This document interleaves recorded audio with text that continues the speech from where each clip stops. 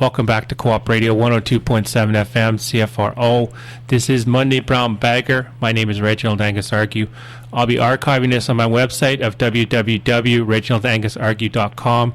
Our next guest is someone who many of us has called a grandfather of investigative journalism. He has worked throughout Canada.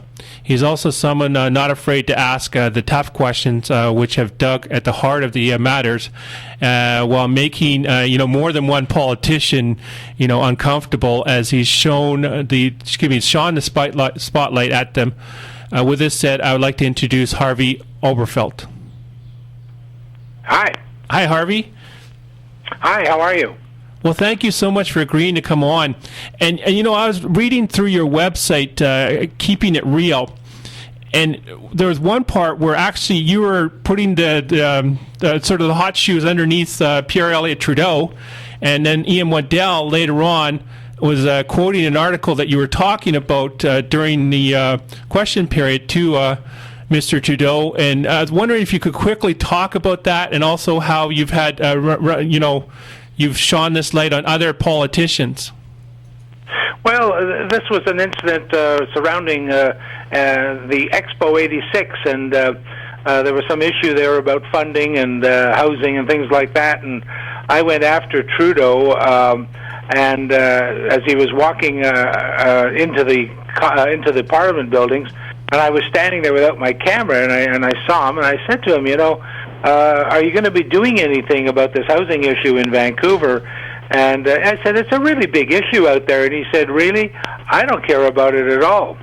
And just walked by. And I didn't have my camera with me, but I had enough credibility, and that I went on the air that night and said that that's what he had done.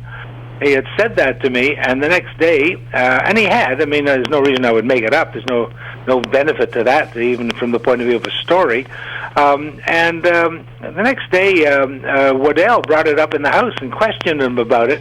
He was so shocked, because normally in Ottawa, if they don't get it on camera, they don't, people just sort of say, oh, well, we just make do with what they get on camera. Whereas I felt we can tell the story without TV pictures sometimes.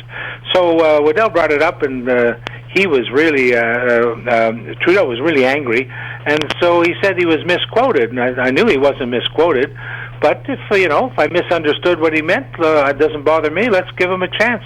So outside the Commons, I went after him again, and I said, you know what you said, and if I got it wrong, what did you really mean when you said that? And he just looked at me, and, surrounded by his RCMP guards, he said, can you get a quote right? And I said, well, I'll try. And he said, well, Fuddle Duddle to you. So I got the last Fuddle Duddle from Pierre Trudeau before he left office. And I was always proud of that, because he knew I had him right. That's why he didn't correct the quote. But I've gone after politicians. Gordon Campbell never forgave me after he became premier the first time, and he tore up those health contracts. And I said to him just after he did that, he was on NW, and they answered, an hour of mundane questioning. And then when he came out, I said to him about these contracts you tore up. Are you going to be a premier or a dictator? And he looked at me, and he said, nice question, Arv, nice question. But I heard later on he really was angry at that question, and never forgave me. Of all the tough questions I asked him, apparently he never forgave me for that, because he'd mentioned it to a cameraman that I knew. When he'd see me, he mentioned it a couple of times, and I think that's why when I left my job after 38 years in journalism, and I knew Gordon Campbell for about at least 26, 28 years. He never said, best wishes, or never sent a note, never a phone call, nothing. I think he really held it against me. But, it's our job to ask those tough questions. We're not working for the politicians, so I was always happy to do that.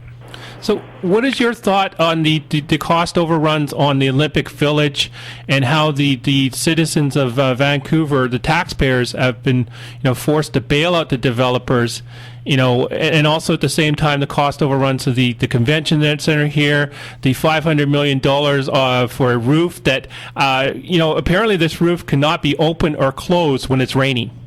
So I heard that, and I started laughing. I mean, do they take this as seriously as the people that pay for it do? I mean, it's absolutely hilarious. But you mentioned the convention center. That was a total. That was a rip-off as far as the thing running double what it was supposed to. I mean, who estimates these things? I mean, are these officials totally incompetent? I mean, it's always now it's expected. Nothing will come in on budget. You would think the roof opening. I mean, what they say is we'll need advance warning, and it'll be opened or closed before the event. I mean, for what we're spending, and even that, the costs are well above what they originally said they'd be. Are we getting good value? There's been all kinds of projects that have gone way out of control. Of the housing at the Olympics, I believe in helping people find housing that need housing. But you have to do it for the most, the maximum possible number of people. And public housing in Vancouver, you should be able to get it for about $250,000. You see them for sale on projects from the 250s or something. Well, if you could buy those suites and just put people in them, let them mix in with the rest of society as we should, why would you have spend $600,000 per suite just to have some people, housed and really get 1/3 of the housing you could with that public money?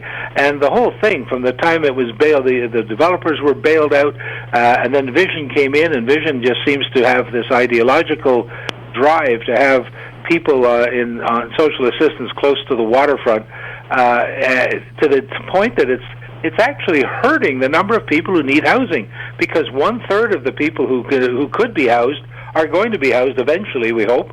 And really, it's just a waste of public money the way it's being done. Well, one suggestion I'd have, why isn't BC Housing, the people that are working right now, why isn't the government turning around and saying, okay, we can give you a low-cost mortgage where we'll take, maybe 30% of what you're making, we'll put it towards a mortgage, and in the end run, you'll end up owning where you're living, and then that money that they're spending, why can't that therefore be put back into a fund which funds other projects? Why can't the government do stuff like that? Well, that'd be a great idea. In fact, that would, that kind of a project or that kind of a program would keep refunding itself, and it could be used over and over and over and over again. The problem here, I think, from the point of view, is that a lot of the people they want to put in there are not working. So it's not as if they could pay off the mortgage. That's the other thing. And ideology is hurting it. You've got the ideology of the provincial government that really doesn't want to give people into their own homes. They just want to put up public housing where they'll pay rentals, but never really own.